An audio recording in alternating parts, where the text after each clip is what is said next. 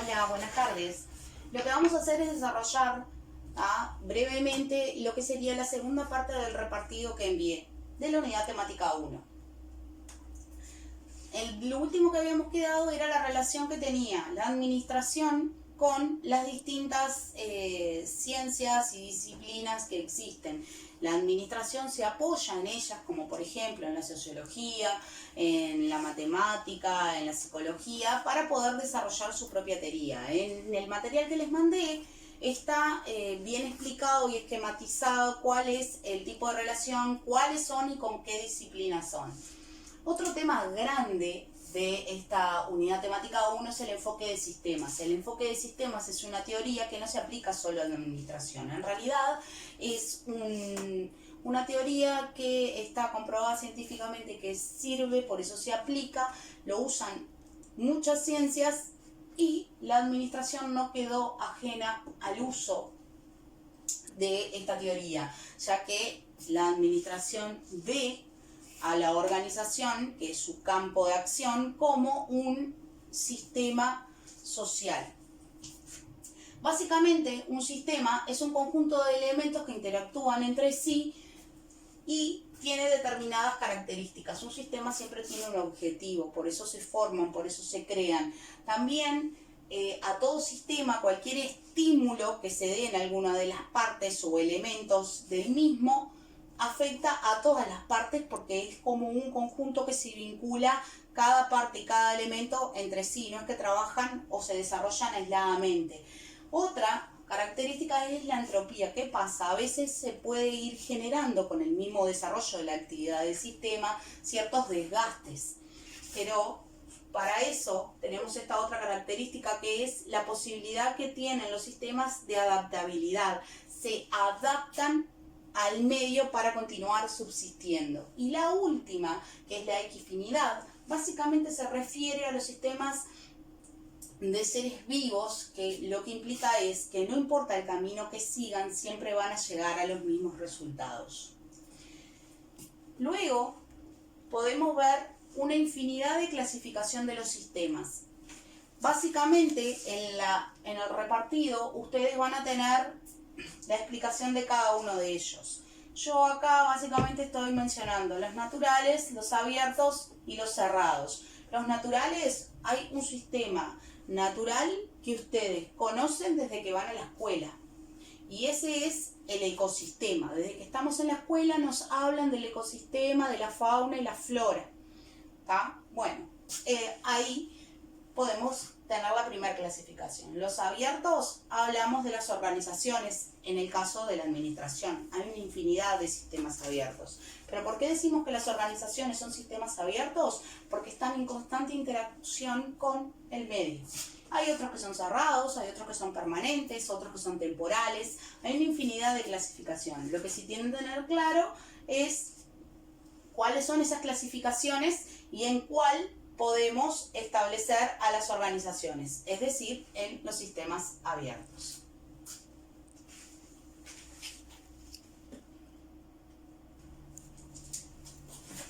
Muy bien. Este esquema que está acá, este diagrama, es el esquema del enfoque de sistemas.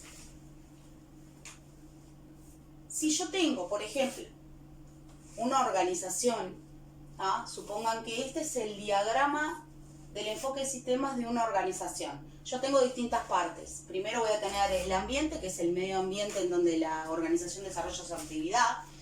Voy a tener las entradas, que se conocen como input, que son, por ejemplo, los recursos humanos, los insumos, los proveedores que me proveen esos insumos,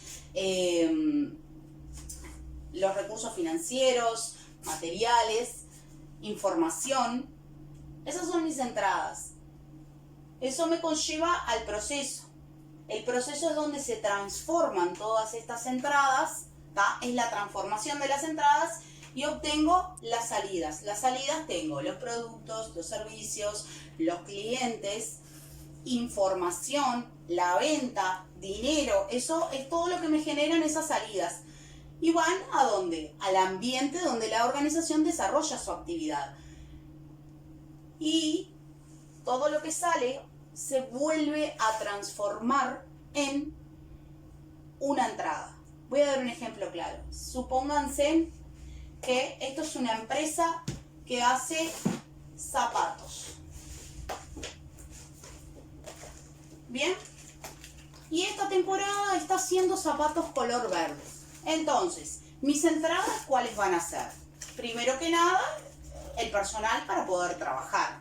Segundo, los materiales para hacer los zapatos verdes. Tercero, los recursos financieros para poder comprar los materiales para hacer estos zapatos verdes. Los proveedores para que me brinden los insumos para hacer los zapatos verdes, los recursos tecnológicos, la maquinaria.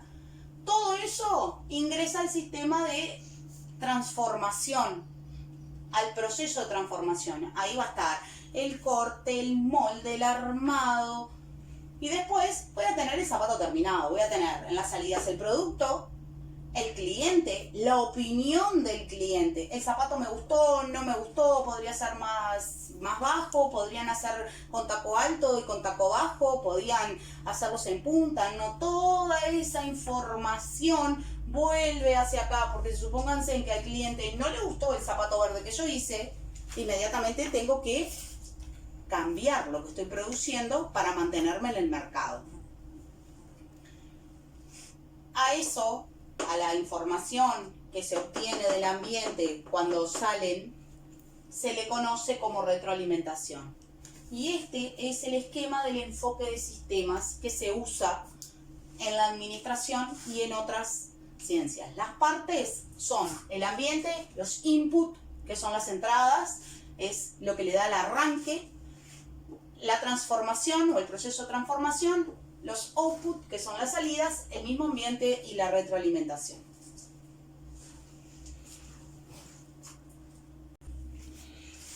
Otro factor importante dentro de una organización son los recursos. Existen distintos tipos de recursos. Básicamente están los recursos materiales, los recursos humanos, los recursos financieros y los recursos tecnológicos. A su vez, los podemos clasificar por tipos. Están los tangibles, los que puedo tocar, los humanos, las personas que trabajan, y los intangibles, son aquellos que yo no puedo tocar. Por ejemplo, cuando me refiero a recursos tangibles, son esos que son físicos, los financieros, cosas que yo puedo ver y tocar. Cuando hablo de los recursos humanos me refiero al conocimiento que adquiere el personal, la motivación que tiene, la comunicación que existe entre el personal y entre todos los miembros de la organización. Y cuando hablo de los intangibles, por ejemplo, me refiero a la reputación que puede llegar a tener una empresa, su imagen, la tecnología, la cultura. Cuando hablamos de los recursos humanos, es uno de los recursos más importantes. Por lo general, hoy en día está la moda de que se habla de capital humano. A mí no me gusta hablar de capital humano, sino de recursos humanos, ¿tá? Y es de todos el recurso más complejo. Trabajar con gente es sumamente complicado, tiene una cantidad de requerimientos. Y ahí en la fotocopia que yo les pasé, en el material está bien explicado todo el tema de la seguridad social, de la motivación, de la capacitación del personal. Pero es uno de los recursos pilares de la organización. Después tenemos los recursos tecnológicos. Los recursos tecnológicos nos referimos a todos aquellos avances que permitan mejorar el desarrollo de las actividades de la empresa. Por ejemplo, si yo coso zapatos a mano y me compro una máquina que me permite, en vez de coser 2 zapatos por día, porque lo estoy haciendo a mano, hacer 1000, la inversión en tecnología es conveniente para la empresa. Los recursos financieros son aquellos que me permiten desarrollar las actividades, también los necesito. Es el dinero que me permite costear los demás recursos. Los recursos financieros pueden ser propios o ajenos. Propios cuando son de la propia organización. Ajenos como por ejemplo cuando pido un préstamo en un banco o cuando un proveedor me da crédito, yo compro los materiales, se los pago después y de alguna forma estoy consiguiendo un financiamiento. También pueden ser de los inversionistas. A veces no es el propio empresario o los propios directivos de la organización quienes hacen los desembolsos para los recursos financieros. A veces ellos solo gestionan y existe un inversor que se interesa en mi negocio y me provee del recurso financiero necesario para poder desarrollar la actividad. Y por último tenemos los recursos materiales o los insumos, que son, por ejemplo, las materias primas, la papelería, todo aquello que yo necesito para poder desarrollar la actividad. En el material están explicados uno a uno. Cualquier duda me preguntan y lo evacuamos, pero creo que está bastante claro en el material cada uno de los recursos.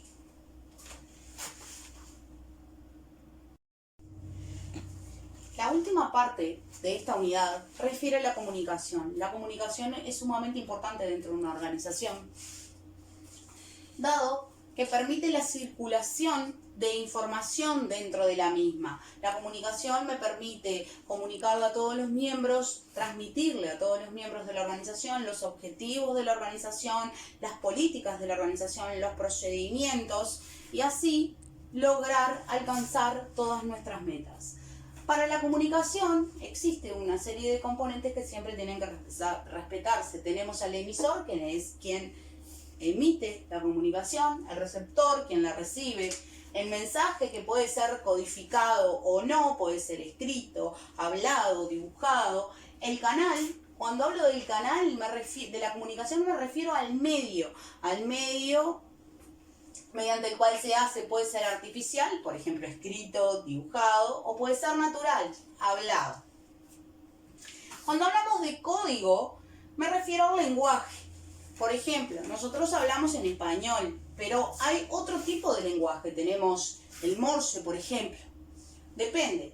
El código, el lenguaje que esté utilizando. Y después un contexto. Todas las comunicaciones se hacen en un determinado lugar, una determinada hora, dentro de la organización con determinado contexto.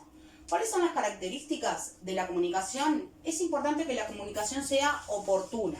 Si yo me propongo hacer 1000 pares de zapatos en un día y arranco a trabajar a las 8, no puedo ir a las 18 horas a decir, hoy quería hacer 1000 pares de zapatos. ¿Por qué? Porque la comunicación no está siendo oportuna. Estoy avisando algo que tendría que haber avisado a primera hora de la mañana y no a última hora de la tarde.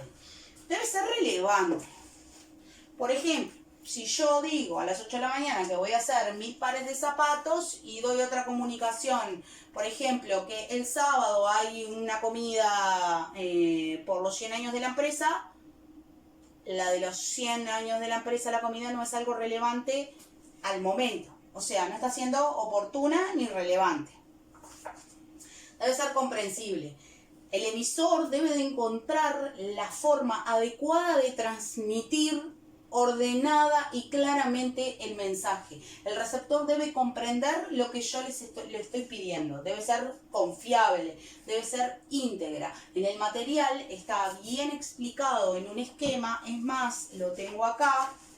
En este esquema está bien explicado cuáles son todas las características que debe tener la comunicación para ser eficiente, es decir, para lograr su cometido. Por último, tenemos las barreras de comunicación. ¿Qué es lo que pasa? A veces se suscitan determinadas situaciones que hacen que la comunicación enviada por el emisor no sea recibida en su totalidad ni claramente por el receptor. Por ejemplo, tenemos las barreras físicas.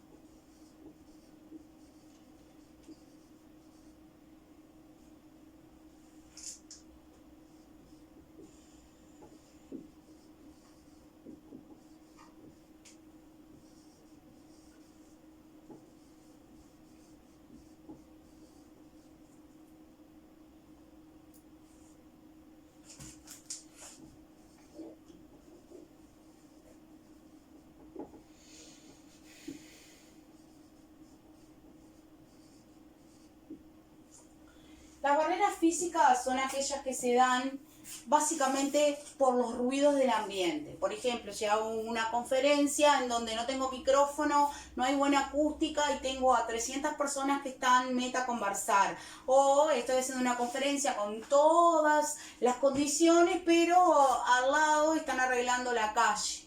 ¿Está? Las barreras semánticas es cuando el código del mensaje, es decir, el lenguaje que se usa, no es comprendido por el receptor. Por lo tanto, no entiende del todo la comunicación, el mensaje que se le está transmitiendo.